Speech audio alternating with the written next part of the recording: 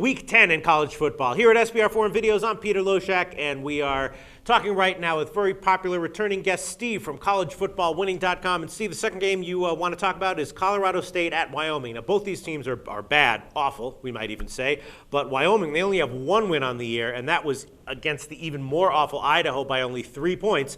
And Colorado State, I mean, at least they're coming off a win last week over Hawaii, and at least in week one they did beat Colorado, which is something. Also, in researching this game, I see that Colorado State had a bunch of injuries this year, and they're now starting to get significantly healthier. So put that all together, Wyoming as an 8-point favorite. I mean, I know they're at home. How much of a home advantage could they have here? 8 points, Wyoming? You think that makes no sense to me.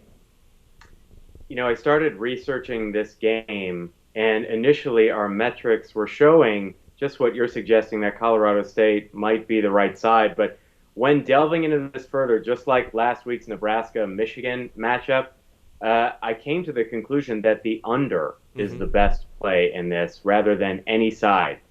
This is a rivalry game. It's known as the Border War. It started in 1899. It's one of the oldest rivalries in college football in the West. Colorado State's 104th ranked offense is facing Wyoming's 77th ranked offense. Okay, so that doesn't sound so bad for a team as bad as Wyoming's record is 77th, but Wyoming has a 49th ranked passing offense. That is far and away the strength of their offense. They are facing the only defensive strength that Colorado State has. That's their passing defense. They're ranked 34th. In fact, only one team this season has passed for more than 220 yards against Colorado State, and that was San Jose State, and they're ranked 9th in the country in passing offense. Rushing offenses are successful versus Colorado State, but Wyoming ranks 95th in rushing offense. Both teams have terrible running games. Both teams are tied for 99th in the FBS for rushing touchdowns. Each school has just 6 this season. Colorado State is down to their third-string quarterback, and he has 1 passing touchdown and 3 interceptions so far this season. Wyoming and Colorado State rank 95th and 119th, respectively, in red zone attempts. So that translates to very few scoring opportunities for both of these teams. Both teams are ranked in the top 26 for punting average. So if you sort of add that up, you got a formula that is long fields for each offense, struggling offenses, that is going to equal fewer points for both teams. 2 of the last 3 Colorado State games have gone under. 3 of the last 4 Wyoming games have gone under. The last 3 games in this series each have gone under.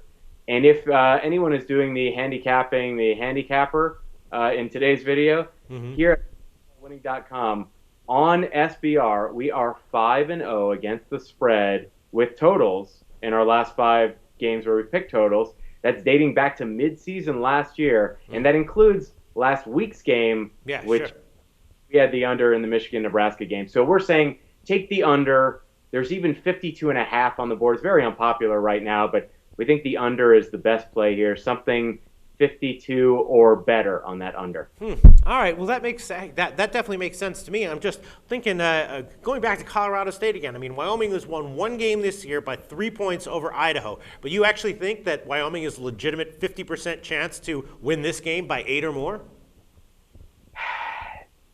Initially, like I said, when I put it that way.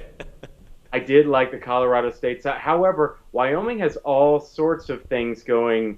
Well, maybe not all sorts of things, but they have a number of things going in their favor, including getting their coach back off of being suspended for a game. And I wonder if that will galvanize the team a little bit in a rivalry game.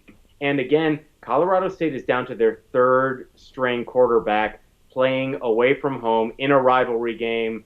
I do not like the offense that Colorado State can potentially put up. As you alluded to, they looked fine last week against Hawaii, and Hawaii's defense is awful, just terrible. So that should show you nothing. If you look at their metrics, look at their numbers before the Hawaii game, they were bad even before Colorado State's offense was bad even before they got to their third-string quarterback.